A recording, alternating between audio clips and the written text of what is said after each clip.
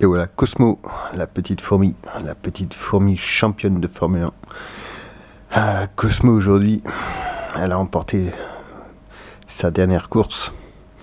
Elle va prendre sa retraite parce que elle commence à être un petit peu vieille. C'est une fourmi avec une grande barbe blanche, une grande barbe très longue qui s'enroule autour de ses 6 pattes. Ça lui empêche de bien tenir le volant. Elle a gagné la course, mais elle a failli avoir un accident. Bon, du coup, elle se dit, faudrait que je pense avoir une vie un petit peu plus paisible. Et alors qu'elle se balade avec sa coupe sous une patte, elle voit un château, une espèce de manoir magnifique, mais très ancien et abandonné. Donc c'est le début d'après-midi. Elle sonne à la porte, elle se dit ça pourrait être sympa de le visiter, je vais voir s'il est habitué quand même. Personne répond. Donc elle pousse le portail, elle rentre dans le château, et puis elle se rend compte donc qu'il est abandonné. Il n'y a rien, il n'y a personne, sauf de la poussière. Voilà, tout est abîmé, les tapisseries sont déchirées, vétustes. L'escalier en bois grince et tout, la fourmi monte. Elle monte tout en haut dans les chambres et tout. Puis là, elle voit une espèce d'échelle en bois toute pourrie. Elle monte à l'échelle. Il y a un barreau de l'échelle qui casse, mais elle arrive quand même à ne pas tomber. Elle arrive dans le grenier. Là, elle voit un grenier, il n'y a absolument rien et tout. Elle voit qu'il y a encore une échelle qui permet de monter à une espèce de petite tour qui dépasse du toit du château, du manoir. Là, la fourmi, elle monte l'échelle, elle pousse une trappe, et là, elle se retrouve dans une pièce tout en or, en fait. Tout est en or, et il y a une espèce de trône en or, quelque chose de magnifique. Elle s'assoit sur le trône, et en face d'elle, il y a une espèce de petit hublot, une petite vitre en fait, et qui lui permet de regarder le ciel, les nuages et tout. Elle se dit, mais qu'est-ce que ce trône fait là en fait? On dirait le trône d'un roi, mais le roi de quoi? Qui était le roi et tout? Elle se pose des questions en fait.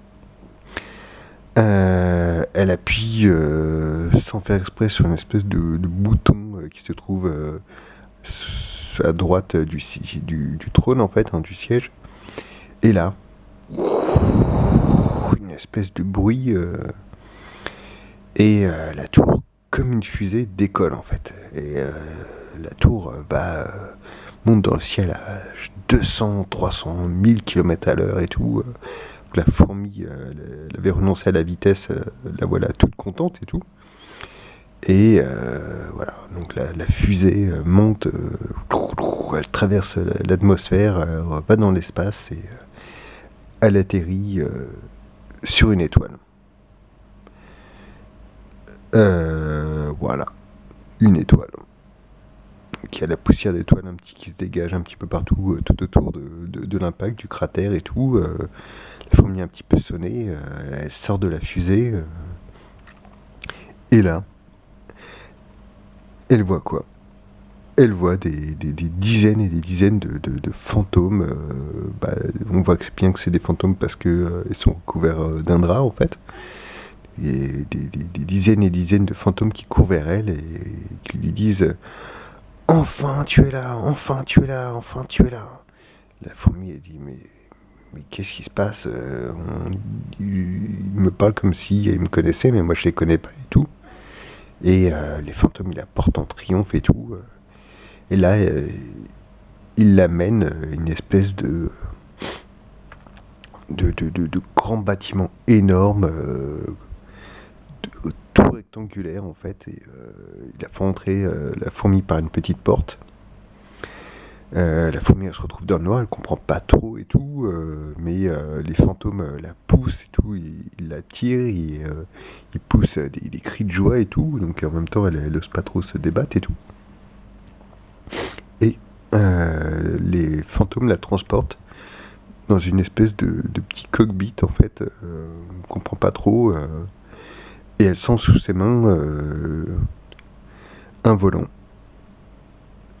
Un des fantômes lui dit il faut que tu appuies sur le bouton et le moteur va se mettre à démarrer en fait. Donc la fourmi elle exécute. Là, d'un coup, le bâtiment s'écroule en fait.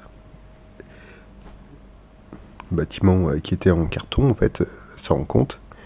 Et là, elle voit autour d'elle en fait qu'elle est dans le cockpit d'une immense Formule 1 en fait. Et là elle se dit mais c'est pas vrai, je suis dans une Formule 1. Moi qui avais refusé de conduire de nouveau une Formule 1, je me retrouve dans une Formule 1. Mais là, la fourmi se dit mais j'ai beaucoup trop de chance, c'est trop de bonheur. Je veux dire, c'est le destin qui me ramène à la Formule 1. Donc elle appuie sur l'accélérateur.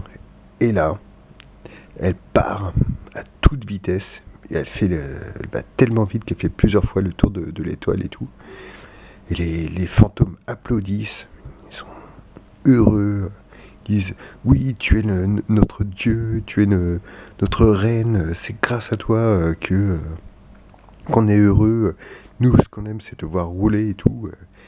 Et donc la fourmi, elle tourne autour de l'étoile. Elle arrête pas, elle arrête pas, elle arrête pas, elle arrête pas, elle arrête pas, elle arrête pas. Et à chaque fois qu'elle fait un tour, elle se dit oh là là, c'est tellement bon d'aller vite, mais c'est tellement bon, c'est tellement bon, c'est tellement bon. Et c'est tellement bon qu'en fait, elle se finira jamais de tourner, quoi. Donc en fait, quelque part dans le ciel, il y a une étoile autour de laquelle il y a une Formule 1 pilotée par la fourmi et qui va super vite.